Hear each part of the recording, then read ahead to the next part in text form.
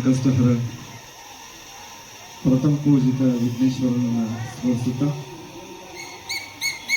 ಕರ್ನಾಟಕ ಸರ್ಕಾರ ಕಾರ್ಮಿಕ ಇಲಾಖೆ ಹಾಗೂ ಕಾರ್ಮಿಕ ಕಲ್ಯಾಣ ಅಭಿವೃದ್ಧಿ ಸಂಸ್ಥೆ ಶಾಖೆ ಉಣಗುಲ್ ಇಲ್ಕಲ್ ಇವರ ಸಹಯೋಗದಲ್ಲಿ ಅಂತಾರಾಷ್ಟ್ರೀಯ ಕಾರ್ಮಿಕ ದಿನಾಚರಣೆ ಪ್ರಯುಕ್ತ ಕಾನೂನು ಅರಿವು ಕಾರ್ಯಕ್ರಮ ಹಾಗೂ ಸನ್ನದ್ಧ ಯೋಜನೆಯಲ್ಲಿ ಹೆಚ್ಚು ಅಂಕ ಗಳಿಸಿ ಪಾಸಾದ ವಿದ್ಯಾರ್ಥಿಗಳಿಗೆ ಸನ್ಮಾನ ಕಾರ್ಯಕ್ರಮ ಈ ಒಂದು ಶುಭ ಸಂಜೆಯಲ್ಲಿ ಕೆಲವೇ ಕ್ಷಣಗಳಲ್ಲಿ.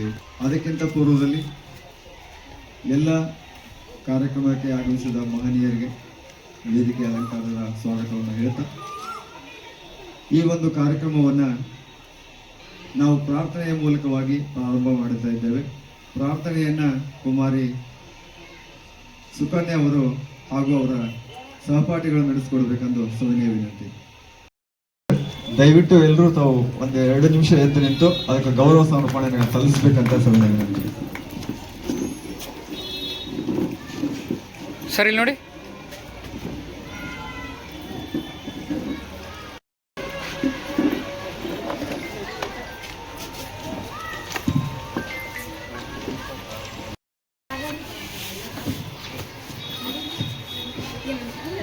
ಈ ಒಂದು ಉದ್ಘಾಟನೆ ಹಾಗೂ ಸನ್ನದ್ಧ ಯೋಜನೆಯಲ್ಲಿ ಹೆಚ್ಚು ಅಂಕ ಗಳಿಸಿ ಪಾಸಾದ ವಿದ್ಯಾರ್ಥಿಗಳಿಗೆ ಸನ್ಮಾನವನ್ನ ಕಾರ್ಯಕ್ರಮವನ್ನು ಹಮ್ಮಿಕೊಳ್ಳುವುದರ ಮೂಲಕವಾಗಿ ಈ ಒಂದು ಸಂಸ್ಥೆ ಅದರದೇ ಆದಂತಹ ಒಂದು ಕಾರ್ಯವೈಖರಿಯನ್ನ ಹೊಂದಿದೆ. ಅದಕ್ಕಿಂತ ಪೂರ್ವದಲ್ಲಿ ಆ ಕಾರ್ಯವೈಖರಿಗಳನ್ನು ತಮ್ಮ ಮುಂದೆ ನಾವು ಹೇಳಲು ಇಷ್ಟಪಡ್ತಾ ಇದ್ದೇನೆ. ಕಾರ್ಮಿಕರು ಒಂದು ರಾಷ್ಟ್ರದ ಆರ್ಥಿಕ ಬೆನ್ನೆಲುಬು. ಅವರ ಶ್ರಮ, ತ್ಯಾಗ ಮತ್ತು ಕಠಿಣ ಪರಿಶ್ರಮವು ದೇಶದ ಅಭಿವೃದ್ಧಿಗೆ ಅಡಿಪಾಯವಾಗಿದೆ. ಈ ಹಿನ್ನೆಲೆಯಲ್ಲಿ ಕಾರ್ಮಿಕರ ಸಾಮಾಜಿಕ ಭದ್ರತೆ, ಆರೋಗ್ಯ, ಶಿಕ್ಷಣ ಮತ್ತು ಆರ್ಥಿಕ ಸ್ಥಿರತೆಯನ್ನು ಖಚಿತಪಡಿಸಿಕೊಳ್ಳುವುದು ಸರ್ಕಾರದ ಪ್ರಾಥಮಿಕ ಕರ್ತವ್ಯವಾಗಿದೆ. ಈ ನಿಟ್ಟಿನಲ್ಲಿ ರಾಜ್ಯದ ಹಲವಾರು ಸಂಘ ಸಂಸ್ಥೆಗಳು ಕಾರ್ಯಪ್ರವೃತ್ತವಾಗುತ್ತಿವೆ. ಅದರಲ್ಲಿ ಪ್ರಮುಖವಾದುದು ನಮ್ಮ ಕರ್ನಾಟಕ ರಾಜ್ಯ ಇಂದಿರಾ ಗಾಂಧಿ ಕಟ್ಟಡ ನಿರ್ಮಾಣ ಕಾರ್ಮಿಕರ ಸಂಘ. ನಮ್ಮ ಸಂಘದ ಮುಖ್ಯ ಉದ್ದೇಶವೇ ನಿಜವಾದ ಕಾರ್ಮಿಕರಿಗೆ ಸರ್ಕಾರದ ಸೌಲಭ್ಯಗಳನ್ನು ತಲುಪಿಸುವುದು. ನಮ್ಮ ಸಂಘ ಸ್ಥಾಪನೆಯಾಗಿದ್ದು 2021-22ನೇ ಸಾಲಿನಲ್ಲಿ. ಅವತ್ತಿನಿಂದ ನಮ್ಮ ಸಂಘವು ಕಾರ್ಮಿಕರ ಹಾಗೂ ಅವರ ಮಕ್ಕಳ ಸರ್ವಾಂಗೀಣ ಅಭಿವೃದ್ಧಿಗೆ ಹಲವಾರು ರೀತಿಯ ಕಾರ್ಯಕ್ರಮಗಳನ್ನು ಮಾಡುವ ಗುರಿಯನ್ನು ಇಟ್ಟುಕೊಂಡಿದೆ. ಅದರ ಮೊದಲ ಕಾರ್ಯಕ್ರಮವೇ ಈ ಸನ್ನದ್ಧ ಯೋಜನೆ. ವಿದ್ಯಾರ್ಥಿ ಜೀವನದಲ್ಲಿ SSLC ಎನ್ನುವುದು ಒಂದು ಬದಲಾವಣೆಯ ಘಟ್ಟ. ಇಲ್ಲಿ ವಿದ್ಯಾರ್ಥಿಯು ಉತ್ತಮ ಅಂಕ ಪಡೆದಲ್ಲಿ ಮಾತ್ರ ಮುಂದಿನ ಪದವಿ ಪೂರ್ವ ಶಿಕ್ಷಣವನ್ನು ಪಡೆಯಲು ಆತನು ಅರ್ಹನಾಗುತ್ತಾನೆ. ಅದಕ್ಕಾಗಿ ಉತ್ತಮರು ಮತ್ತು ಸಿರಿವಂತರ ಮಕ್ಕಳು ಪರೀಕ್ಷಾ ತಯಾರಿಗಾಗಿ ಈ 10ನೇ ತರಗತಿಯಲ್ಲಿ ಬೇರೆ ಬೇರೆ ಟ್ಯೂಷನ್ ಕ್ಲಾಸ್ಗಳಲ್ಲಿ ಸೇರಿಕೊಳ್ಳುತ್ತಾರೆ ಹಾಗೂ ಪರೀಕ್ಷಾ ತಯಾರಿಯನ್ನು ಮಾಡಿಕೊಂಡು ಉತ್ತಮವಾದ ಶಿಕ್ಷಣವನ್ನು ಮತ್ತು ಪದವಿ ಪೂರ್ವ ಶಿಕ್ಷಣದಲ್ಲಿ ಉತ್ತಮವಾದ ಟ್ರೇಡನ್ನು ಆಯ್ಕೆ ಮಾಡಿಕೊಳ್ಳುವಲ್ಲಿ ಯಶಸ್ವಿಯಾಗುತ್ತಾರೆ. ಆದರೆ ಈ ಆಯ್ಕೆಯು ಕಟ್ಟಡ ಕಾರ್ಮಿಕರ ಮಕ್ಕಳಿಗೆ ಇಲ್ಲದಿರುವುದು ಇದರಿಂದ ಅವಕಾಶ ವಂಚಿತವಾದಂತಹ ಅಂದರೆ ತಪ್ಪಾಗಲಿಕ್ಕಿಲ್ಲ. ಏಕೆಂದರೆ ದಿನಗೂಲಿ ನೌಕರರ ಕಟ್ಟಡ ಕಾರ್ಮಿಕರು ತಮ್ಮ ಜವಾಬ್ದಾರಿಯಾದ ಜೀವನದಲ್ಲಿ ಅವರ ದುಡಿಮೆಗೆ ಸಂಪೂರ್ಣವಾದ ಸಮಯವನ್ನು ನೀಡುವುದರೊಂದಿಗೆ ಮಕ್ಕಳ ಜೊತೆಗಿನ ಅವರ ಒಡನಾಟ ಕಡಿಮೆ ಇರುತ್ತದೆ ಹಾಗೂ ಅವರು ಪೋಷಕರಾಗಿ ಮಕ್ಕಳಿಗೆ ಉಳಿದವರು ನೀಡುವಷ್ಟು ಸಮಯವನ್ನು ಅವರ ಮಕ್ಕಳಿಗೆ ನೀಡುವಲ್ಲಿ ಅವರು ವಂಚಿತರಾಗುತ್ತಾರೆ. ಈ ಕಾರಣಕ್ಕಾಗಿ ಉತ್ತಮವಾದ ಶಿಕ್ಷಣ ಕೊರತೆ ಮತ್ತು ಪರೀಕ್ಷಾ ತಯಾರಿಯ ಮಾಹಿತಿಗಳು ಇಲ್ಲದ ಈ ಕಟ್ಟಡ ಕಾರ್ಮಿಕರ ಮಕ್ಕಳು ಈ 10ನೇ ತರಗತಿಯ ಒಂದು ಘಟ್ಟದಲ್ಲಿ ಉತ್ತಮ ಅಂಕಗಳನ್ನು ಪಡೆಯುವಲ್ಲಿ ವಿಫಲರಾಗುತ್ತಿದ್ದಾರೆ ಹಾಗೂ ಇದರಿಂದ ಮುಂದೆ ಅವರ ಶೈಕ್ಷಣಿಕ ಕನಸಿಗೂ ಕೂಡ ತಣ್ಣೀರು ಎರಚಿದಂತೆ ಆಗುತ್ತಿದೆ. ಅದಕ್ಕೆ ಆದಂತಹ ಕೆಲವು ಪರಿಹಾರಗಳನ್ನು ನಮ್ಮ ಸರ್ಕಾರ ಕೂಡ ನೀಡ್ತಾ ಇದೆ, ಈ ಸಂಘ ಕೂಡ ನೀಡ್ತಾ ಇದೆ. ಆ ನಿಟ್ಟಿನಲ್ಲಿ ಕರ್ನಾಟಕದಲ್ಲಿ ಕಟ್ಟಡ ಮತ್ತು ಇತರೆ ನಿರ್ಮಾಣ ಕಾರ್ಮಿಕರ ಮಕ್ಕಳಲ್ಲಿ ಶಿಕ್ಷಣದ ಕೊರತೆ ಬಹಳ ಇದ್ದು ಈ ಕೊರತೆಯನ್ನು ನಾವು ಕಳೆದ 5 ವರ್ಷಗಳಲ್ಲಿ ಕಂಡುಕೊಂಡಿದ್ದೇವೆ. ಅಷ್ಟೇ ಅಲ್ಲದೆ ಕಳೆದ 5 ವರ್ಷಗಳಲ್ಲಿ ನಾವು ಕಂಡುಕೊಂಡಿದ್ದು ಕಾರ್ಮಿಕರ ಮಕ್ಕಳು ಉತ್ತಮವಾದ ಶಿಕ್ಷಣ ಪಡೆಯುವಲ್ಲಿ ವಂಚಿತರಾಗುತ್ತಿರುವ ಸಮಸ್ಯೆ. ವಂಚಿತವಾದ ಇಂತಹ ನೂರಾರು ಮಕ್ಕಳು ಮತ್ತದೇ ಕಾರ್ಮಿಕ ವೃತ್ತಿಯಲ್ಲೇ ತೊಡಗುವ ಅಪಾಯವನ್ನ ಕೂಡ ನಾವು ಕಂಡಿದ್ದೇವೆ. ಅದಕ್ಕಾಗಿ ಅಂತಹ ಮಕ್ಕಳ ಭವಿಷ್ಯದ ಜೀವನವು ಸುಧಾರಣೆಯಾಗಬೇಕಾದರೆ ಅವರ ಶೈಕ್ಷಣಿಕ ಜೀವನವು ಉತ್ತಮವಾಗಿ ಇರಬೇಕಾಗಿರುವುದು ಅನಿವಾರ್ಯ. ಅದಕ್ಕಾಗಿ ನಮ್ಮ ಸಂಸ್ಥೆಯಿಂದ ಕಟ್ಟಡ ಕಾರ್ಮಿಕರ ಮಕ್ಕಳು ಯಾರು ಪ್ರೌಢಶಾಲೆಯ 10ನೇ ತರಗತಿಯ ಉತ್ತೀರ್ಣರಾಗುತ್ತಾರೆಯೋ ಬೋರ್ಡ್ ಪರೀಕ್ಷೆಯಲ್ಲಿ ಉತ್ತಮ ಅಂಕ ಗಳಿಸುವ ಪ್ರಯತ್ನವನ್ನು ಅವರ ಜೊತೆಗೆ ಸಹ ಮಾಡುತ್ತಿದ್ದೇವೆ. ಇದರಲ್ಲಿ ಅವರಿಗೆ ಪರೀಕ್ಷಾ ತಯಾರಿಯ ಕಿಟ್ಗಳನ್ನು ಹಾಗೂ ಪರೀಕ್ಷಾ ಪೂರ್ವ ತಯಾರಿಯ 1 ತಿಂಗಳ ಪೂರ್ವಾವಧಿಯ ಪಾಠಗಳನ್ನು ಅವರಿಗೆ ಕೊಡಿಸಲಾಗುತ್ತದೆ. ಇದರಿಂದಾಗಿ ಅವರು ಪರೀಕ್ಷೆಯಲ್ಲಿ ಉತ್ತಮ ಅಂಕ ಗಳಿಸುವಲ್ಲಿ ನಮ್ಮ ಪ್ರಯತ್ನದಿಂದ ಸಾಧ್ಯವಾಗುತ್ತದೆ. ಅದಕ್ಕಾಗಿ ಈ ಯೋಜನೆಯನ್ನು ಪ್ರಾರಂಭಿಸುತ್ತಿದ್ದೇವೆ. ಜೊತೆಗೆ ಈ ಒಂದು ಪ್ರೋತ್ಸಾಹಕರ ಒಂದು ಯೋಜನೆ ಮಕ್ಕಳ ಭವಿಷ್ಯದಲ್ಲಿ ಉಜ್ವಲತೆಯನ್ನು ತರುವಲ್ಲಿ ಯಶಸ್ವಿ ಕೂಡ ಆಗ್ತಾ ಇದೆ. ಈ ಯೋಜನೆ ಅಡಿಯಲ್ಲಿ ನಾವು ಮೊದಲ ಹಂತವಾಗಿ ಆರಿಸಿಕೊಂಡಿದ್ದು SSLCಯ ವಿದ್ಯಾರ್ಥಿಗಳನ್ನು. ಏಕೆಂದರೆ ವಿದ್ಯಾರ್ಥಿ ಜೀವನದ ಅತ್ಯಂತ ಪ್ರಮುಖ ಘಟ್ಟವೆಂದರೆ ಅದು SSLC. ಆದ್ದರಿಂದ ಆ ವಿದ್ಯಾರ್ಥಿಗಳ ದೃಷ್ಟಿಯಲ್ಲಿ ಇಟ್ಟುಕೊಂಡು ಅವರ ಪರೀಕ್ಷೆ ಅನುಕೂಲವಾಗಲೆಂದು ಅವರಿಗೆ ಉಚಿತವಾಗಿ ಎಲ್ಲ ವಿಷಯಗಳ ಆನ್ಲೈನ್ ತರಗತಿಗಳನ್ನು ನಡೆಸಿ ಕಳೆದ 6-7 ವರ್ಷಗಳ SSLC ಪ್ರಶ್ನೆ ಪತ್ರಿಕೆಗಳನ್ನು ನೀಡಿ ಅವರಿಗೆ ಮುಂಚಿತವಾಗಿ ಪರೀಕ್ಷೆಯ ಬಗ್ಗೆ ಅರಿವು ಮೂಡಿಸಲು ಇದು ತುಂಬಾ ಸಹಕಾರಿಯಾಗುತ್ತದೆ. ಹಾಗೂ ಅವರ ಪರೀಕ್ಷೆಗೆ ಬೇಕಾಗುವ ಅಗತ್ಯ ಸಾಮಗ್ರಿಗಳನ್ನೇ ಒದಗಿಸಿ ಅವರಿಗೆ ಪರೀಕ್ಷೆಗೆ ತಯಾರು ಮಾಡುವುದಾಗಿ ಈ ಒಂದು ಉದ್ದೇಶವಾಗಿದೆ. ಈ ಯೋಜನೆ ಅಡಿಯಲ್ಲಿ ನಾವು ಈ ವರ್ಷ ನಮ್ಮ ಸಂಘದ ಸದಸ್ಯತ್ವ ಹೊಂದಿದ 25 ಕಾರ್ಮಿಕರ ಮಕ್ಕಳನ್ನು ಆರಿಸಿಕೊಂಡಿದ್ದು ಅವರಿಗೆ ಪೂರ್ವಭಾವಿ ಪರೀಕ್ಷಾ ಕಿಟ್ಗಳನ್ನು ವಿತರಿಸಿ ಅವರ ಪರೀಕ್ಷೆಗೆ ತಯಾರಿ ಮಾಡಿಕೊಳ್ಳಲು ಈ ಪರೀಕ್ಷಾ ಕಿಟ್ಗಳು ಅವರಿಗೆ ಸಹಾಯವಾಗಿವೆ. ಏಕೆಂದರೆ ಎಲ್ಲ ವಿದ್ಯಾರ್ಥಿಗಳು ಇದನ್ನು ಚೆನ್ನಾಗಿ ಉಪಯೋಗಿಸಿಕೊಂಡು ಅತ್ಯುತ್ತಮ ಅಂಕಗಳನ್ನು ಪಡೆದು ತೇರ್ಗಡೆ ಬಂದಿದ್ದಾರೆ ಎಂದು ಹೇಳಲು ನಮಗೆ ತುಂಬಾ ಸಂತೋಷದಾಯಕ ವಿಷಯವಾಗುತ್ತದೆ. ಕಾರ್ಮಿಕರ ಮಕ್ಕಳು ಸಹ ಯಾವುದೇ ಪರೀಕ್ಷೆಯನ್ನಾದರೂ ಅತ್ಯಂತ ಧೈರ್ಯವಾಗಿ ಎದುರಿಸಬಲ್ಲರು ಎಂಬುದು ಈ ಮೂಲಕ ಸಾಬೀತಾದಂತಾಗಿದೆ. ಅವರೆಲ್ಲರಿಗೂ ಶುಭಾಶಯಗಳನ್ನು ತಿಳಿಸುತ್ತಾ ಅವರ ಮುಂದಿನ ಶಿಕ್ಷಣದಲ್ಲಿ ಇನ್ನೂ ಹೆಚ್ಚು ಯಶಸ್ಸನ್ನು ಕಾಣಲಿ ಎಂದು ಭಗವಂತನಲ್ಲಿ ಪ್ರಾರ್ಥಿಸುತ್ತೇವೆ. ಇನ್ನು ಮುಂದೆ ನಾವು ಅದೇ ರೀತಿ ಒಂದು ಸಣ್ಣ ವಿಷಯ ತಮ್ಮಲ್ಲಿ ನಾನು ಹಂಚಿಕೊಳ್ಳಲು ಇಷ್ಟಪಡುವುದೇನೆಂದರೆ, ಇನ್ನು ಮುಂದೆ ನಾವು ಈ ಯೋಜನೆಯನ್ನು ತುಂಬಾ ದೊಡ್ಡದಾಗಿ ಬೆಳೆಸುವ ಗುರಿಯನ್ನು ಇಟ್ಟುಕೊಂಡಿದ್ದು ಇನ್ನು ಅನೇಕ ಕಾರ್ಮಿಕರ ಮಕ್ಕಳಿಗೆ ಈ ಯೋಜನೆ ಮೂಲಕ ಅವರ ಶೈಕ್ಷಣಿಕ ಅಭಿವೃದ್ಧಿಗೆ ಸಹಾಯ ಮಾಡುತ್ತಾ ಇನ್ನು ಮುಂದಿನ ದಿನಗಳಲ್ಲಿ ಇದೇ ರೀತಿಯ ಹಲವಾರು ಕಾರ್ಯಕ್ರಮಗಳನ್ನು ಕಾರ್ಮಿಕರ ಹಾಗೂ ಅವರ ಮಕ್ಕಳ ಅಭಿವೃದ್ಧಿಗಾಗಿ ತಮ್ಮೆಲ್ಲರ ಸಮ್ಮುಖದಲ್ಲಿ ಈ ಒಂದು ಕಾರ್ಮಿಕ ಇಲಾಖೆಯ ಸಮ್ಮುಖದಲ್ಲಿ ಇನ್ನು ಕಾರ್ಮಿಕರ ಎಲ್ಲಾ ಮಕ್ಕಳಿಗೆ ಉಜ್ವಲವಾದ ಭವಿಷ್ಯವನ್ನು ಕೊಡಿಸುವಲ್ಲಿ ತಮ್ಮ ಒಂದು ಸಹಕಾರವನ್ನು ತೆಗೆದುಕೊಂಡು ಅವರಿಗೆ ನಾವು ಉಜ್ವಲ ಭವಿಷ್ಯವನ್ನು ನೀಡುವಲ್ಲಿ ನಾವು ಕಾರ್ಯಪ್ರವೃತ್ತರಾಗುತ್ತೇವೆ. ಇನ್ನು ಒಂದು ಮುಖ್ಯವಾದ ವಿಷಯವೆಂದರೆ ನಮ್ಮ ಸಂಘದ ಹೆಸರು ಮರುನಾಮಕರಣ ಮಾಡಲಾಗಿದೆ. ಇನ್ನು ಮುಂದೆ ನಮ್ಮ ಕರ್ನಾಟಕ ರಾಜ್ಯ ಇಂದಿರಾ ಗಾಂಧಿ ಕಟ್ಟಡ ನಿರ್ಮಾಣ ಕಾರ್ಮಿಕರ ಸಂಘವು ಕಾರ್ಮಿಕರ ಕಲ್ಯಾಣ ಅಭಿವೃದ್ಧಿ ಸಂಸ್ಥೆ ಎಂದು ಹೊಸ ಹೆಸರಿನೊಂದಿಗೆ ಹೊಸ ಕಾರ್ಯಕ್ರಮಗಳನ್ನು ಮಾಡುತ್ತಾ ಕಾರ್ಮಿಕರ ಅಭಿವೃದ್ಧಿಗೆ ನಾವೆಲ್ಲರೂ ಶ್ರಮಿಸುತ್ತೇವೆ ಎಂದು ತಮ್ಮಲ್ಲಿ ಭರವಸೆಗಳನ್ನು ನೀಡುತ್ತಾ ಈ ಒಂದು ಪ್ರಾಸ್ತಾವಿಕ ನುಡಿಗಳನ್ನು ನಾನು ಇಲ್ಲಿಗೆ ವಿರಾಮ ಮಾಡುತ್ತೇನೆ. ಇದೀಗ ಈ ಒಂದು ಕಾರ್ಮಿಕರ ಮಕ್ಕಳು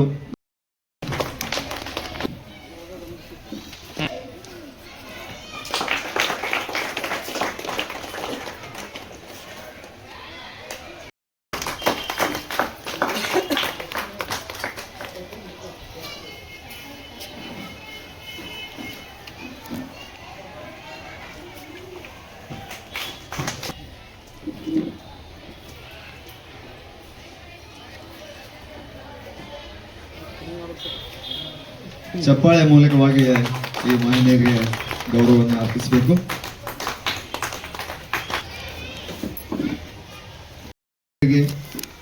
ಈ ಒಂದು ಸಂಸ್ಥೆ ಅನವರತ ಸೇವೆ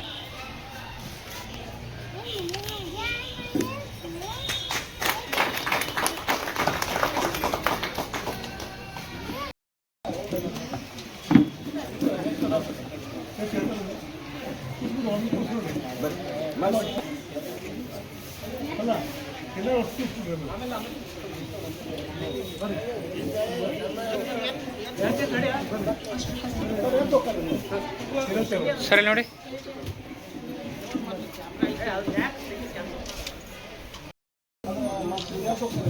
ಪವಿತ್ರ ಮಾಳಿ,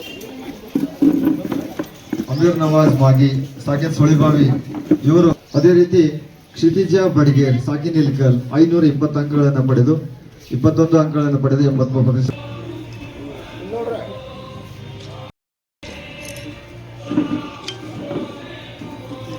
ತರ್ತಾರೆ ಸರ್.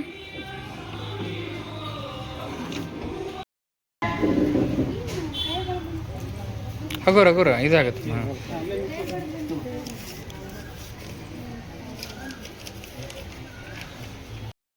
ಸನ್ನದ್ಧ ಯೋಜನೆ ಒಂದು ಪ್ರಮುಖ ಭಾಗವಾಗಿದೆ. ಎಕ್ಸಾಮ್ ಸಮಯದಲ್ಲಿ ಪರೀಕ್ಷೆ ಕಿಟ್ ತುಂಬ ಅಭಿವೃದ್ಧಿಯನ್ನು ಕೊಟ್ಟು ಉಪಯೋಗವಾಗಿದೆ. ಹಾಗೂ ಎಲ್ಲ ಗಣ್ಯಮಾನ್ಯರಿಗೂ ನಾನು ಧನ್ಯವಾದ ಹೇಳುತ್ತೇನೆ, ಏಕೆಂದರೆ ನಮ್ಮನ್ನು ಕರೆಸಿ ಸನ್ಮಾನ ಮಾಡಿ ಮುಂದೆ ಇನ್ನಷ್ಟು ಸ್ಕೋರನ್ನು ಮಾಡಲು ಪ್ರೋತ್ಸಾಹಿಸಿದ್ದಕ್ಕೆ ಎಲ್ಲ ಗಣ್ಯಮಾನ್ಯರಿಗೂ ಧನ್ಯವಾದಗಳನ್ನು ಹೇಳುತ್ತಾ ನಮ್ಮ ಭಾಷೆಯನ್ನು ಮುಗಿಸುತ್ತೇನೆ. ಧನ್ಯವಾದಗಳು. ಯಾಕೆಂದ್ರೆ ಅವ್ರು ಕೊಟ್ಟಂಥ ಕಿಟ್ಟು ನಮಗೆಲ್ಲ ಉಪಯೋಗ ಆಗ್ಯಾವು. ಮತ್ತು ನಾವು ಪರೀಕ್ಷಾ ಸಮಯದಲ್ಲಿ ಎಕ್ಸಾಮ್ ಹೆಂಗಿರ್ತಾವ ಅಂತಂದು ಭಯಪಟ್ಟಿದ್ವಿ. ಅವ್ರು ಕೊಟ್ಟ ಪ್ರಶ್ನೆ ಪತ್ರಿಕೆಗಳನ್ನು ಮತ್ತು ಉತ್ತರಿಕೆಗಳನ್ನೆಲ್ಲ ಓದ್ಕೊಂಡು ಪೇಪರು ಈಸಿ ಆಗೈತಿ. ಮತ್ತು ಈ ಅಭಿವೃದ್ಧಿ ಸಂಘಕ್ಕೆ ಧನ್ಯವಾದಗಳನ್ನ ಹೇಳ್ತೀನಿ. ಯಾಕಂದ್ರೆ ನಮಗೆ ಮುಂದಿನ ವಿದ್ಯಾಭ್ಯಾಸಕ್ಕಾಗಿ ಸಪೋರ್ಟ್ ಕೊಟ್ಟಿದ್ದಾರೆ. ಹಾಗೆ ಈ ಅಭಿವೃದ್ಧಿ ಹೀಗೆ ಮುಂದುವರೆದು ಇನ್ನಿಷ್ಟು ಕಾರ್ಮಿಕರ ಮಕ್ಕಳಿಗೆ ಅಭಿವೃದ್ಧಿ ಕಾಣಿಸಲಿ ಎಂದು ಹೇಳ್ತಾ ಧನ್ಯವಾದಗಳು. ಸಂಸ್ಥೆಯ ಪರವಾಗಿ ನಾನು ಧನ್ಯವಾದಗಳನ್ನು ಹೇಳುತ್ತೇನೆ. ನನಗೆ ಇಷ್ಟು ಅವಕಾಶ ಮಾಡಿಕೊಟ್ಟಂಥ ಎಲ್ಲರಿಗೂ ಧನ್ಯವಾದಗಳು. ನಾನು ಮುರಾರ್ಜಿ ಶಾಲೆಯಲ್ಲಿ ಇದ್ದಿದ್ದೇನೆ. ಹಾಗಾಗಿ ನನಗೆ ನಮ್ಮ ಮಮ್ಮಿ ನನಗೆ ಅಲ್ಲಿ ಇದು ಕಿಟ್ಗಳನ್ನು ಕೊಟ್ಟಿದ್ದಾರೆ, ನೀನು ಉಪಯೋಗಿಸಿ ಎಂದು ನನಗೆ ಅಲ್ಲಿ ಹೇಳಿದ್ದಾರೆ. ನಾನು ಇದನ್ನು ಕೂಡ ತುಂಬ ಚೆನ್ನಾಗಿ ಓದಿ ಮಾರ್ಕ್ಸ್ಗಳನ್ನು ತೆಗೆದಿದ್ದೇನೆ. ನನಗೆ ತುಂಬ ಭಯವಾಗಿದೆ ಹೇಗೆ ಮಾಡಬೇಕು ಅನ್ನೋದು. ಹಾಗಾಗಿ ನನ್ನ ಬಂಧುಗಳಿಂದ ಮತ್ತು ನನಗೆ ಹೇಳಿದ್ದಾರೆ ಅವರಿಗೆ, ಮತ್ತು ಕಾರ್ಮಿಕ ಕಲ್ಯಾಣಗಳು ಸ್ವಲ್ಪ ನನಗೆ ಸಹಾಯವನ್ನು ಮಾಡಿದ್ದಾರೆ. ಇದರಿಂದಾಗಿ ತುಂಬ ಧನ್ಯವಾದಗಳು. ಕಲ್ಯಾಣ ಅಭಿವೃದ್ಧಿ ಸಂಸ್ಥೆ ನಮಗೆ ತುಂಬ ಹೆಲ್ಪ್ ಮಾಡಿದೆ. ಈ ಕಿಟ್ ಕೊಟ್ಟು ನಮ್ಮ ಮುಂದಿನ ವಿದ್ಯಾಭ್ಯಾಸಕ್ಕೆ ಉಜ್ವಲವಾಗಿ ರೂಪಿಸಿಕೊಟ್ಟಿದೆ. ಎಲ್ಲರಿಗೂ ಧನ್ಯವಾದಗಳು. ಇವತ್ತಿನ ಈ ಕಾರ್ಯಕ್ರಮದಲ್ಲಿ ಮುಖ್ಯ ಅತಿಥಿಗಳಾಗಿ ಆಗಮಿಸಿರ್ತಕ್ಕಂಥ ಸುಧಾಕರ್ ಬಡಿಗೇರವರೇ ಹಾಗೂ ರಾಕೇಶ್ ಶಿರಕನಹಳ್ಳಿ ಅವರೇ ಹಾಗೂ ಆಶಾದೀಪ ಅಂಗವಿಕಲರ ಸಂಘದ ಅಭಿವೃದ್ಧಿ ಸಂಘದ ಅಧ್ಯಕ್ಷರಾಗಿರ್ತಕ್ಕಂಥ ಚಂದ್ರು ಅಪ್ಪಾಜಿಯವರೇ, ಇಲ್ಲಿವರೆಗೂ ಏನು ಸನ್ಮಾನವನ್ನು ಸ್ವೀಕರಿಸಿರ್ತಕ್ಕಂಥ ಪ್ರತಿಭಾನ್ವಿತ ವಿದ್ಯಾರ್ಥಿಗಳೇ, ತಾಯಂದ್ರೆ, ಬಂಧುಗಳೇ, ಎಲ್ಲರಿಗೂ ಶರಣಾರ್ಥಿಗಳು. ಇವತ್ತಿನ ದಿವಸ ಬಹಳ ವಿಶೇಷವಾದ ದಿವಸ ಅಂತ ಹೇಳಲಿಕ್ಕೆ ನಾನು ಬಯಸ್ತೇನೆ.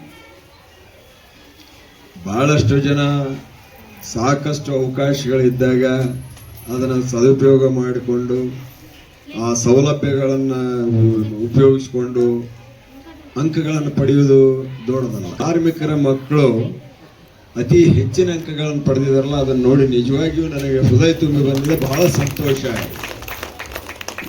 ಅದನ್ನು ನಾನು ಒಂದು ಬಯಸಿದ್ದೆ, ಏನು ಸನ್ಮಾನಗೊಂಡ್ರಿ ಅವ್ರುಗಳಲ್ಲಿ ಒಂದಿಬ್ರು ಯಾರಾದರೂ ಚೆನ್ನಾಗಿ ನಿಮಗೊಂದು ಮಾತು ಹೇಳಲಿಕ್ಕೆ ಇಚ್ಛಪಡ್ತೇನೆ. ನಾನು ಯಾವತ್ತೂ ಎಲ್ಲಿಯೂ ಹಿಂಜರಿಬಾರ್ದು, ಅದರಲ್ಲೂ ಈ ದಿನಮಾನದಲ್ಲಿ ನೀವು ಹಿಂಜರಿಲೇಬಾರ್ದು. ಯಾಕೆ ಅಂತ ಹೇಳ್ತೇನೆ, ಈಗೇನು IT ಕಂಪನಿಗಳಲ್ಲಿ ನಿಮ್ಮ ಕೆಲಸ, ಈಗ ಶಿಕ್ಷಣ ಪಡೆದ ಮೇಲೆ ಇಂಜಿನಿಯರ್ಸ್ ಆದ್ರೆ, ಡಾಕ್ಟರ್ಸ್ ಆದ್ರೆ ಪರವಾಗಿಲ್ಲ, ಅದು ಪ್ರಶ್ನೆ ಬೇರೆ, ನಿಮ್ಮ ಪ್ರಾಕ್ಟೀಸ್ ನಡೀತದೆ, ಅದು ಬೇರೆ ವಿಚಾರ. ಇನ್ನು ಬೇರೆ ಕ್ಷೇತ್ರಗಳಲ್ಲಿ ನೀವು ಹೋದ್ರೆ ನೀವು ಅಗ್ದಿ ಆತ್ಮವಿಶ್ವಾಸದಿಂದ ಮಾತನಾಡ್ತಕ್ಕಂಥದ್ದನ್ನು ಕಲ್ತ್ರೆ ಮಾತ್ರ ಕೆಲಸ ಸಿಗ್ತಕ್ಕಂಥ ಸಂದರ್ಭಗಳದಾವೆ. ಹೆದರಬಾರ್ದು, ಯಾವ ಕಾರಣಕ್ಕೂ ಹೆದರಬಾರ್ದು, ನೇರವಾಗಿ ಬರಬೇಕು. ಮಾತನಾಡ್ತಕ್ಕಂಥದ್ದು ಒಂದು ಸ್ಕಿಲ್, ಅದು ಒಂದು ಕಲೆ. ಅದಕ್ಕೆ ನನ್ನ ಮಾತು ಮುಗಿದ ಮೇಲೆ ಆದರೂ ಪರವಾಗಿಲ್ಲ, ಯಾರಾದರೂ ಒಬ್ಬಿಬ್ಬರು ಮಾತಾಡ್ರಿ, ಏನು ಬರ್ತದೆ ಬನ್ರಿ, ಬಂದು ನಿಂತು ನೀವು ಸನ್ಮಾನ ಮಾಡಿದ್ರಿ, ನನಗೆ ಬಹಳ ಸಂತೋಷ ಆಯಿತು. ಇನ್ನು ಮುಂದೆ ನನ್ನ ಜೀವನವನ್ನು ಉಜ್ವಲವಾಗಿ ಕಟ್ಕೊಳ್ತೀನಿ. ನಾ ಇದಕ್ಕಿಂತಲೂ ಹೆಚ್ಚಿಗೆ ಅಂಕಗಳನ್ನು ಪಡೆದು ಇಂಥ ಉದ್ಯೋಗವನ್ನು ಪಡಿತೀನಿ. ಒಬ್ಬ IAS ಆಫೀಸರು, IPS ಆಫೀಸರು, ಅಥವಾ ಡಾಕ್ಟ್ರು, ಎಂಜಿನಿಯರು, ವಿಜ್ಞಾನಿಯೋ ಇನ್ನೊಂದು ಆಗ್ತೀನಿ ಅಂತಕ್ಕಂಥ ಮಾತುಗಳನ್ನು ತಾವು ಹೇಳಬೇಕು ಅಂತ ತಿಳ್ಕೊಂಡು ಬಯಸಿ, ನಾನು ನೇರವಾಗಿ ಈ ಕಾರ್ಮಿಕರ ಬಗ್ಗೆ ಒಂದೆರಡು ಮಾತುಗಳನ್ನ ಹೇಳಲಿಕ್ಕೆ ಇಚ್ಛಪಡ್ತೇನೆ. ಈ ಕಾರ್ಮಿಕ ದಿನಾಚರಣೆಯನ್ನು ಯಾಕೆ ನಾವು ಆರಂಭಿಸಿದ್ವಿ ಅನ್ನೋದ್ರ ಬಗ್ಗೆ ಹೇಳಬೇಕಾಗ್ತದೆ.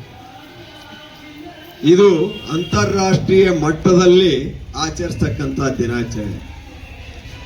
ಇದು ಹೇಗೆ ಪ್ರಾರಂಭ ಆಯಿತು ಅಂತಂದ್ರೆ, ಅಮೇರಿಕಾದಲ್ಲಿ 1886ರಲ್ಲಿ ಚಿಕಾಗೋದೊಳಗೆ ಹೈ ಮಾರ್ಕೆಟಿಂಗ್ ಅಫೇರ್ಸ್ ಅಂತಕ್ಕಂಥ ಇದರಲ್ಲಿ ಸ್ಟ್ರೈಕ್ ಆಗ್ತದೆ, ಅಲ್ಲಿ ಹೋರಾಟಗಳಾಗ್ತವೆ. ಏನಕ್ಕೆ ಹೋರಾಟ ಆಗ್ತದೆ ಅಂತಂದ್ರೆ 8 ತಾಸು ಮಾತ್ರ ಕೆಲಸವನ್ನ ಮಾಡ್ತಕ್ಕಂಥದ್ದಾಗಬೇಕು, ನಿರಂತರವಾಗಿ ಕೆಲಸವನ್ನು ಮಾಡ್ತಕ್ಕಂಥದ್ದಲ್ಲ ಅಂತ. ಅವಾಗೇನು ಈಗೇನು 8 ತಾಸು ಮಾತ್ರ ಇದೆ ಹಂಗಿರ್ಲಿಲ್ಲ. ಅವ್ರು ಎಷ್ಟು ತಾಸು ದುಡಿಸ್ಕೊಳ್ತಾರೋ ದುಡಿತಾನೇ ಇರಬೇಕಿತ್ತು. ಅಂತ ಒಂದು ಕಠಿಣವಾದ ಪರಿಸ್ಥಿತಿ ನಮ್ಮ ಕಾರ್ಮಿಕರಿಗೆ ಇತ್ತು.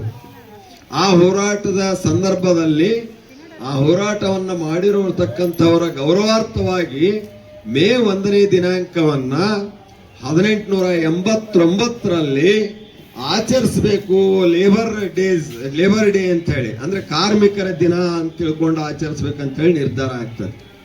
ಅದು 1890ರಲ್ಲಿ ಜಾಗತಿಕ ಮಟ್ಟದಲ್ಲಿ ಜಾರಿಗೆ ಬರ್ತದೆ. ಇನ್ನು ನಮ್ಮ ದೇಶದೊಳಗೆ 1923ರಲ್ಲಿ ಅದು ಜಾರಿಗೆ ಬರ್ತದೆ. ಯಾಕೆ ಅಂತಂದ್ರೆ ಚೆನ್ನೈದಲ್ಲಿ ಅಲ್ಲಿಯೂ ಕೂಡ ಇದೇ ಹೋರಾಟಗಳಾಗ್ತದೆ. ಏನು ಕೇವಲ 8 ತಾಸು ಕೆಲಸಗಳನ್ನು ಮಾಡ್ತಕ್ಕಂಥದ್ದು ಆಗಬೇಕು ಅಂತಕ್ಕಂಥದ್ದು.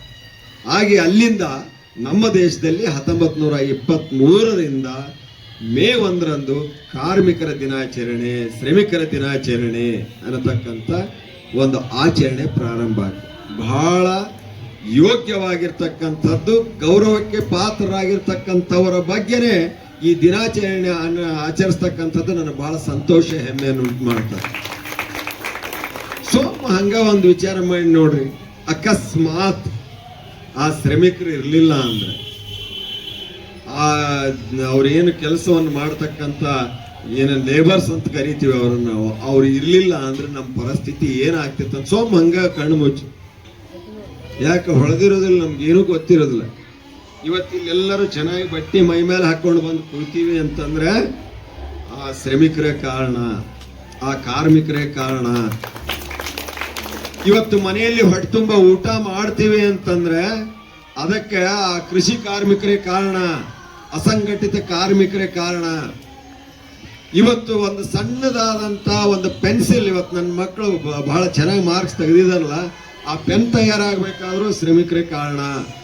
ಪ್ರತಿಯೊಂದು ನಮ್ಮ ಜೀವನದ ಅಗತ್ಯ ವಸ್ತುಗಳನ್ನ ನಾವೇನು ಉಪಯೋಗಿಸ್ತೀವಿ ಪ್ರತಿ ಹೆಜ್ಜೆಗೆ, ಆ ಎಲ್ಲ ವಸ್ತುಗಳನ್ನ ತಯಾರಿಸಲಿಕ್ಕೆ ಮುಖ್ಯವಾಗಿರ್ತಕ್ಕಂಥವ್ರು ಯಾರು? ಕಾರ್ಮಿಕರು. ಅವ್ರು ಇಲ್ದಿದ್ರೆ ನಮ್ಮ ಜೀವನ ನಿಂತು ಹೋಗ್ತದೆ, ಸ್ಟ್ಯಾಗ್ನೆಂಟ್ ಆಗ್ತದೆ, ನಾವು ಜೀವಂತನೇ ಇರ್ತಿರ್ಲಿಲ್ಲ. ಇದನ್ನ ಅರ್ಥ ಮಾಡಿಕೊಳ್ಬೇಕು. ಅದಕ್ಕೆ ನಾವು ಶ್ರಮಿಕರನ್ನ ಗೌರವಿಸ್ಬೇಕು. ಮಹಾತ್ಮ ಗಾಂಧೀಜಿ ಅವರು ಹೇಳಿದ್ದಾರೆ, ಶ್ರಮ ಗೌರವ, ಡಿಗ್ನಿಟಿ ಆಫ್ ಲೇಬರ್. ಶ್ರಮಿಕರಿಗೆ ಅವರದೇ ಆದ ಗೌರವ ಇದೆ. ಅದಕ್ಕೆ ನಾನು ಹೇಳೋದಿಷ್ಟೇ, ಯಾವುದೇ ಉದ್ಯೋಗವನ್ನ ಮಾಡ್ತಿರ್ಲಿ ಅವರನ್ನ ಗೌರವಯುತವಾಗಿ ಕಾಣಬೇಕು. ಎಲ್ಲರೂ ಎಲ್ಲ ಉದ್ಯೋಗಗಳನ್ನ ಅವರವರ ಸ್ಥಾನಮಾನಗಳಲ್ಲಿ ಚೆನ್ನಾಗಿ ಮಾಡ್ತಾ ಇದ್ದಾರೆ ಅಂತಲೇ ಇವತ್ತು ಸಮಾಜ ಚೆನ್ನಾಗಿ ನಡೀತಾ ಇದೆ. ಇದನ್ನ ಅರ್ಥ ಮಾಡ್ಕೊಳ್ಬೇಕು. ಡಾಕ್ಟರ್ ಶ್ರೇಷ್ಠ ಅಲ್ಲ, ಕೂಲಿ ಮಾಡ್ತಕ್ಕಂಥ ಕನಿಷ್ಠ ಅಲ್ಲ, ಅವನಿಗೂ ಅಷ್ಟೇ ಗೌರವ ಇದೆ.